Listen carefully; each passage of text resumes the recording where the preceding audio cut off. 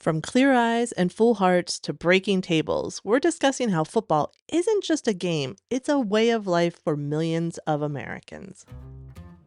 Welcome to Pop Culture Passport, your ultimate guide to quirky and cool destinations across the US. I'm your host, Beth Scalacci, aka the Roman Yeti, here to help you dive into the world of theme parks, uncover film and TV locations, and explore quirky museums, roadside attractions, and legendary venues that capture the heart and soul of this unique country. So grab your pop culture passport and let's discover destinations that resonate with your interest, not just with what's trending on social media. Are you ready? Let's roam! Welcome back. In today's episode, I'm taking you on a journey across the US, from film sets of iconic football movies and shows to the museums where legends are honored. So grab your favorite game day snack and let's get ready to explore. First up, let's take a trip to some football filming locations throughout the US. Clear eyes, full hearts, can't lose. Coach Taylor inspired us all during the run of Friday Night Lights. Set in the fictional town of Dillon, the series follows the lives of the football team, their families, and the community that revolves around them. The TV series was primarily filmed in and around Austin, Texas, and the fictional Dillon High School is actually Pflugerville High School. So, fun fact, Pflugerville's mascot is also a panther, so you can get a picture in front of the Home of the Fighting Panthers sign. From Texas, we head to South Bend, Indiana, home of the Fighting Irish. Rudy is a true story of Daniel Rudy Rudiger, a young man with a big dream of playing football for the University of Notre Dame, despite lacking physical stature or academic qualifications. Rudy worked tirelessly and eventually earned him a spot on the team, where he became a symbol of hope and determination. So, of course, they used the University of Notre Dame, located in South Bend, Indiana, as the primary filming location. The iconic scenes were filmed at the stadium, including the memorable final game where Rudy finally gets to play. So, of course, we know it's going to take place at Notre Dame. But the really cool fact is that it was actually filmed during halftime of Notre Dame's 1992 game against Boston College. Now, from Indiana, we head to Georgia and check out locations for Remember the Titans. Remember the Titans is another film based on a true story, but this time it is about a high school football team in Alexandria, Virginia.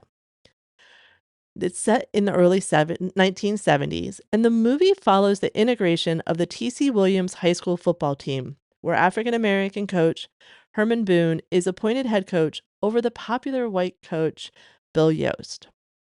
Now, while this is set in Virginia, the filming locations took place across several locations in Georgia, with the Paulding County High School in Dallas, Georgia, serving as the site for the home game scenes in Atlanta. Henry Grady High School and Druid Hills High School stood in for the iconic T.C. Williams High School, while practice scenes were captured at Clarkston High School in Clarkston. Now, the championship game scenes were actually filmed in Sprayberry High School, which is in East Marietta. So, a lot of locations in Georgia that stood in for Alexandria, Virginia. From Georgia, we're going to head south to Miami. Now, Any Given Sunday is a gritty and definitely fictional look at the world of professional football, and it was directed by Oliver Stone.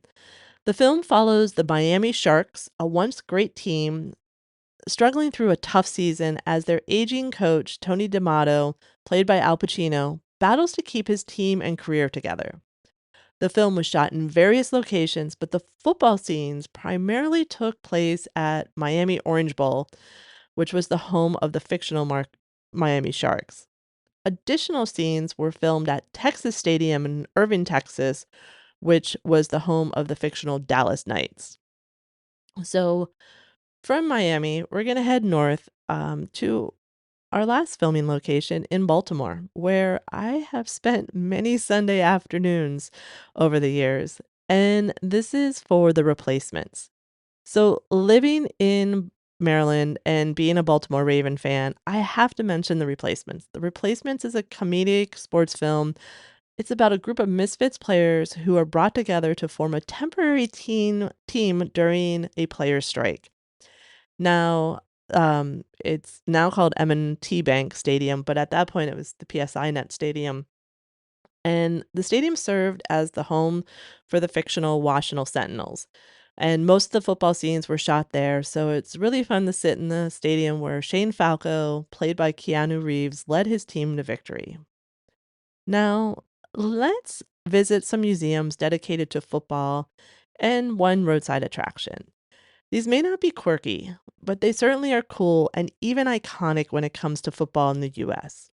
First up is the Pro Football Hall of Fame in Canton, Ohio. This is the ultimate destination for professional football fans. The museum honors the greatest players, coaches, and contributors in NFL history. It features interactive exhibits, a vast collection of memorabilia, and the Hall of Fame gallery where the bronze bust of inductees are displayed. Next up, there's the College Football Hall of Fame, which is in Atlanta, Georgia. This museum celebrates the history and achievements of college football. It offers an immersive experience with interactive exhibits. It includes a 45-yard indoor football field where you can test your skills. And of course, the Hall of Fame highlights college football's traditions, rivalries, and spirit. Now, one sort of roadside attraction um, that I want to mention is the Lambeau Leap statue in Green Bay, Wisconsin. So, outside Lambeau Field, which is the home of the Green Bay Packers, you'll find a statue commemorating the famous Lambeau Leap. And this was a touchdown celebration where the players leap into the stands. It has been adopted by several teams in the league now. But this was started by former Packers safety Leroy Butler, and the tradition started in 1993.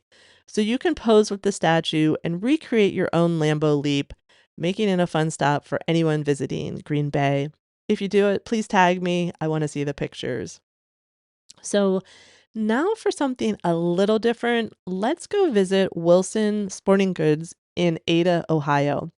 So since 1941, Wilson Sporting Goods has been the exclusive supplier of official NFL footballs. And Wilson's factory in Ada, Ohio produces approximately 700,000 footballs each year, including all the footballs used in the NFL games. Every NFL game ball, including those used in the Super Bowl, is handcrafted by skilled workers in the factory. The entire process includes over 20 steps and takes about 3 to 4 days to complete each ball. Now, the factory offers a really cool 60-minute tour, and visitors can walk the production floor and just see every step involved in crafting the game balls. And it gives really this cool up close look at the process behind those iconic, footballs. I found out the tours are they're $15 per person, complimentary access for first responders and active or former military members. But reservations are required and can be made on the Wilson website. In addition to the tour, the facility houses an entire Wilson retail store offering a wide range of equipment and apparel. And there's also a museum that has Wilson and NFL memorabilia dating back to the 1940s. You can visit the store and the museum without taking the tour, but definitely if you're going by Ada, this is a really cool stop for any sports enthusiast. Now, I feel like a conversation about football wouldn't be complete without talking about the fans. And there's a lot of iconic fan bases out there, but I have to mention my favorite fan base at the moment, the Bills Mafia. Yes, I know I'm a Ravens fan, but I am a fan of Bills Mafia.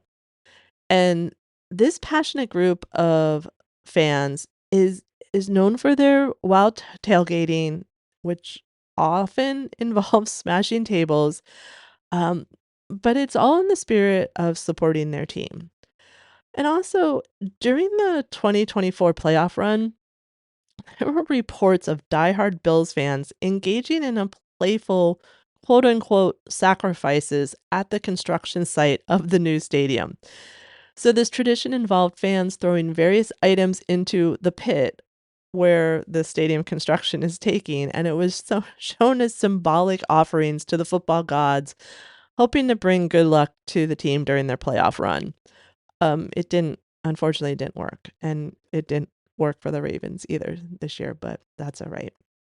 But I think the coolest thing about Bill's Mafia is they're also known for their incredible charity work. This community has raised millions for various causes, um, often in honor of their favorite players on the team, but they often make donations to players on other teams. I know just this past weekend when Tua from Miami Dolphins got hurt, Bills Mafia showed up and made donations to Tua's foundation. So these guys are really great, but they've become just part of pop culture in the NFL.